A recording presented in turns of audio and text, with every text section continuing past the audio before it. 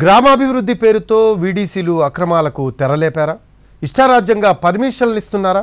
అనధికారికంగా ట్యాక్సులు వసూలు చేస్తున్నారా అంటే ఆదిలాబాద్ జిల్లా నుంచి అవుననే సమాధానం వస్తోంది. తెలంగాణలో స్థానిక సంస్థల ఎన్నికలు కాలేదు. పైగా గ్రామాల్లో ఏ పాలకవర్గం లేకపోవడం వీడీసీల పెత్తనం మరీ ఎక్కువైపోతోంది.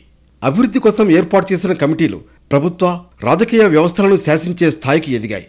అదేదో మంచి పనుల కోసమైతే పర్వాలేదు, కానీ అక్రమాలను ప్రోత్సహిస్తూ వసూళ్లను బాగా మరిగాయి. అక్రమంగా లిక్కర్, ఇసుక, కళ్ళు ఇలా ఏది అమ్మాలన్నా వేలం వేసి మరీ ట్యాక్సులు వసూలు చేసి పర్మిషన్లు ఇచ్చేస్తున్నారు. స్థానిక సంస్థల ప్రతినిధులు లేకపోవడంతో వీరి వేధింపులు, అక్రమాలకు అడ్డే లేకుండా పోతోంది. ఇలాంటి వ్యవహారాలపై ఇటీవల ఎక్కువగా ఫిర్యాదులు రావడంతో పోలీసులు ఫోకస్ చేశారు. వరుసగా కేసులు నమోదు చేస్తున్నారు. అసాంఘిక కార్యకలాపాలకు వీడీసీలు సహకరిస్తే తాట తీస్తామని హెచ్చరించారు. అక్రమ ఇసుక రవాణాకు వారు ప్రోత్సహిస్తున్నారు. ఇది చట్టరీత్యా నేరం.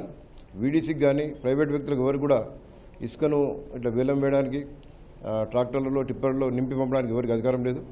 ఓన్లీ ప్రభుత్వ అధికారులు, రెవెన్యూ అధికారులు, ఏడీ మైనింగ్ అధికారులు మాత్రమే ఇసుకకు పర్మిషన్ ఇవ్వడం జరుగుతుంది. మిగతా ప్రైవేట్ వ్యక్తులు కానీ వీడీసీలు కానీ ఎవరైనా ఇసుక రవాణాకు అనఫిషియల్గా అనుమతించిన, ప్రోత్సహించిన వారిపై థెఫ్ట్ కేసు మరియు పీడీపీ యాక్ట్ కింద కూడా కేసులు నమోదు చేస్తాం.